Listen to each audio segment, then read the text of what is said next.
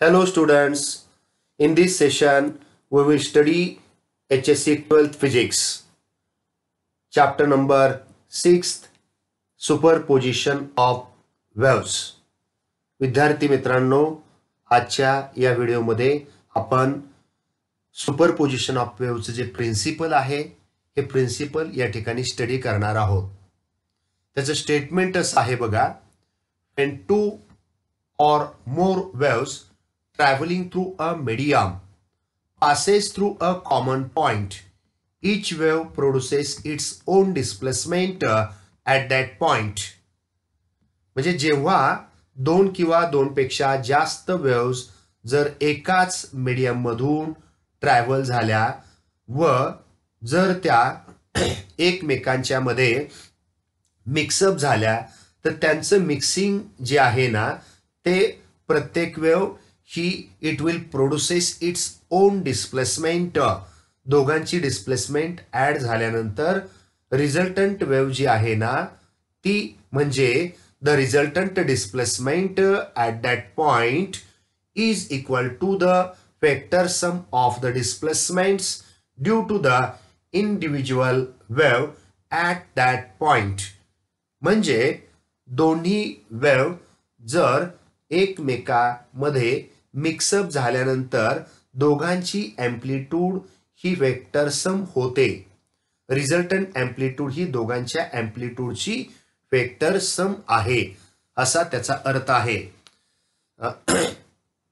When two or more waves traveling through a medium or approach at a single point at a common point, then each wave produces its own displacement.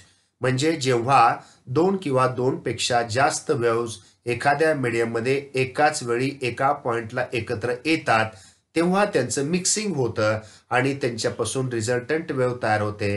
He resultant wave जी असते ना ही resultant wave म्हणजे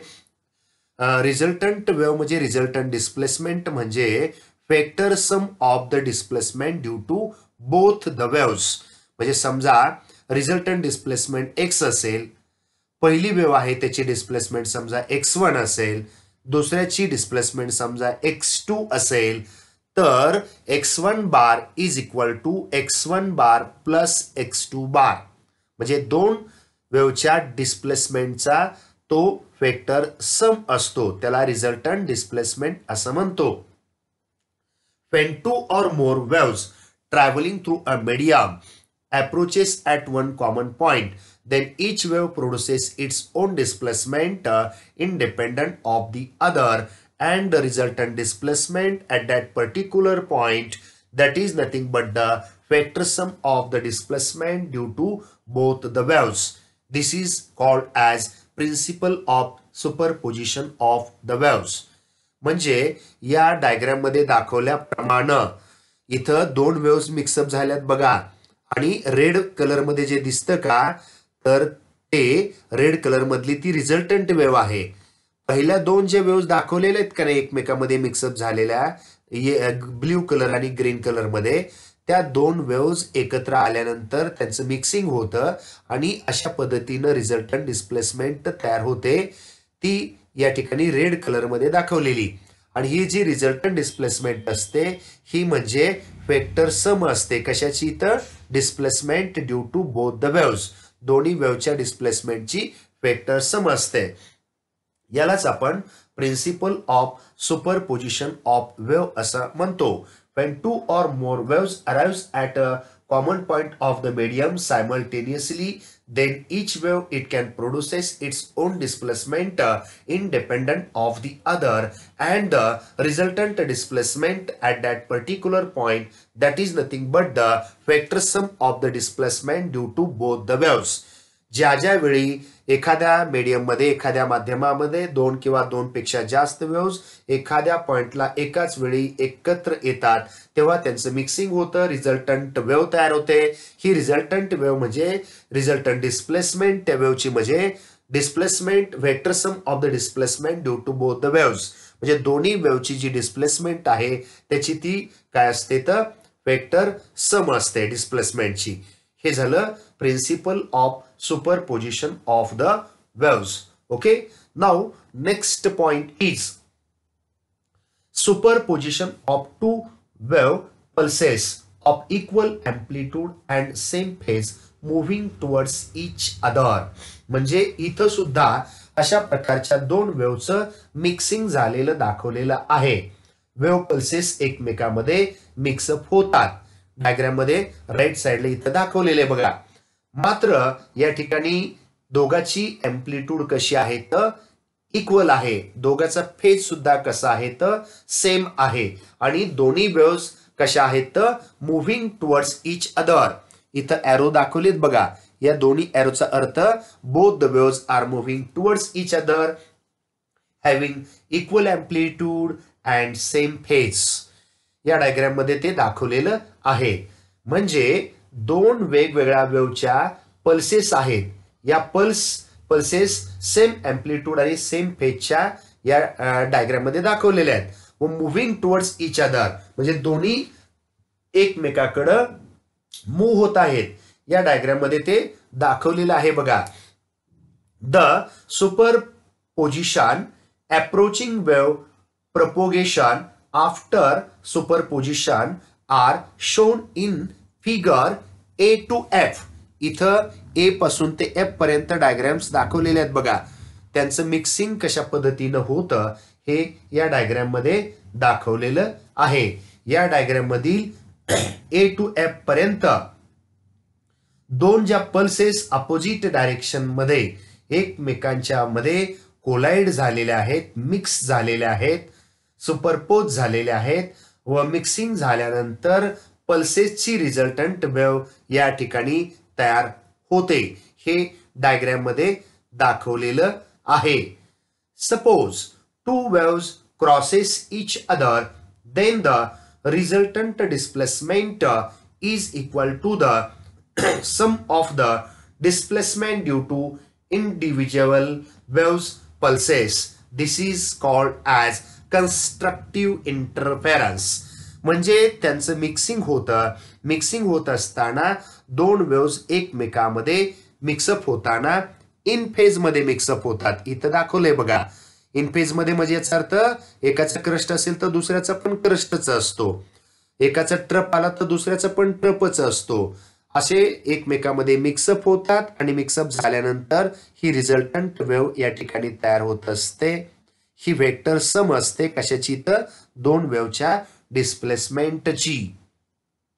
तर ज्या वेळेस अशा पद्धतीनं दोन वेव्स एकमेकांमध्ये मिक्सअप होतात, इन फेज मध्ये मिक्सअप होतात, त्यावेळेस त्याची एम्प्लिट्यूड, त्याची डिस्प्लेसमेंट, त्याची इंटेन्सिटी हे मॅक्सिमम राहते आणि तशा प्रकारच्या इंटरफेरन्सला आपण काय म्हणतो तर constructive interference.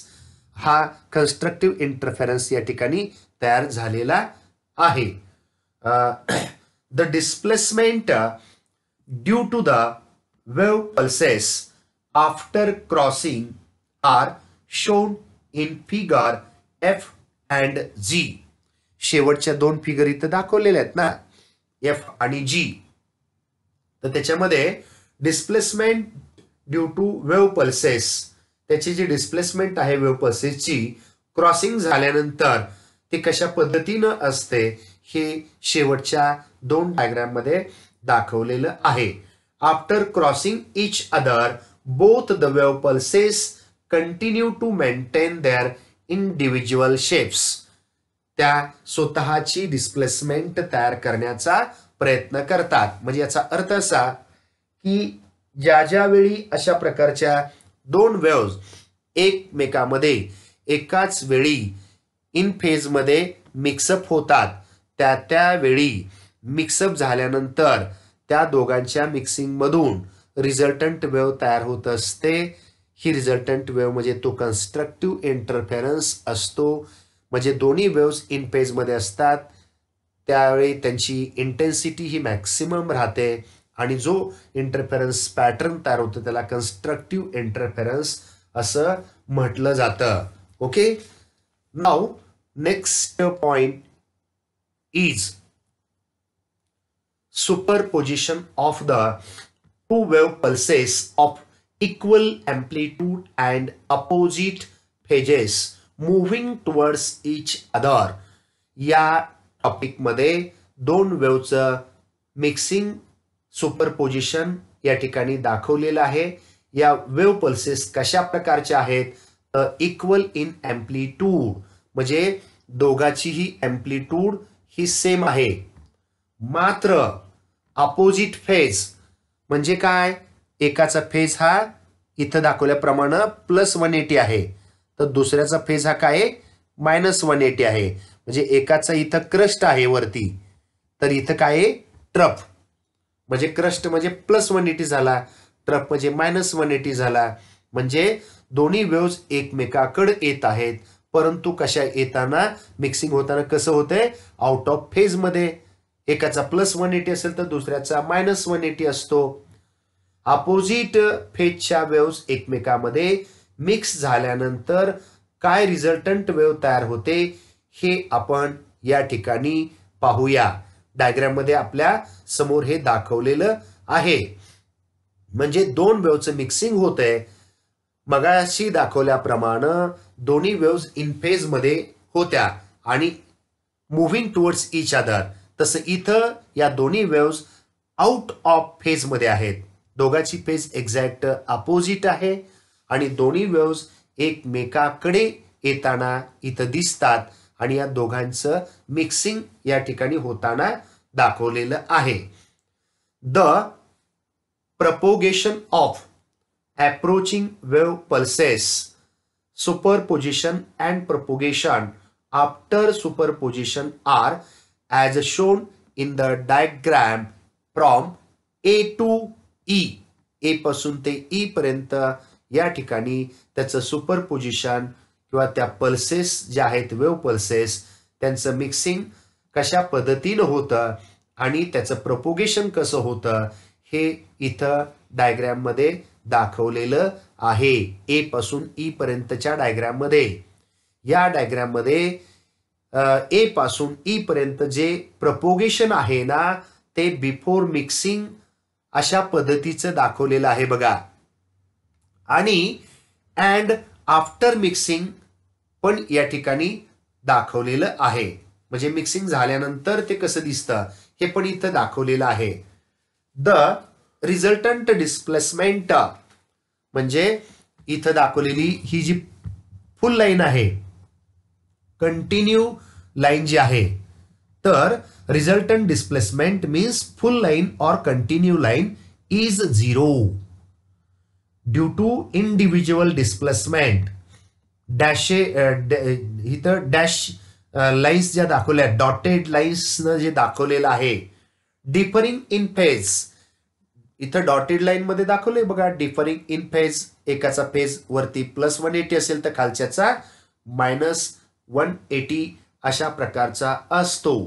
Both the waves differing in phase exactly by 180 degree and this is called as destructive interference. म्हणजे ज्या वेळी दोन वेव्हज एकमेकामध्ये मिक्सअप होतात आउट ऑफ फेज मध्ये त्यावेळेस त्याची इंटेन्सिटी मिनिमम होते, एम्प्लिट्यूड मिनिमम होते आणि मग जो पॅटर्न तयार होतो त्याला डिस्ट्रक्टिव्ह इंटरफेरन्स असं म्हटलं जातं. when two waves arrives at a point of the medium simultaneously out of phase, at that time the resultant displacement amplitude of the resultant displacement or intensity of the resultant displacement becomes minimum and it is called as destructive interference pattern. हे या diagram मध्ये आपणासमोर दाखवलेलं आहे.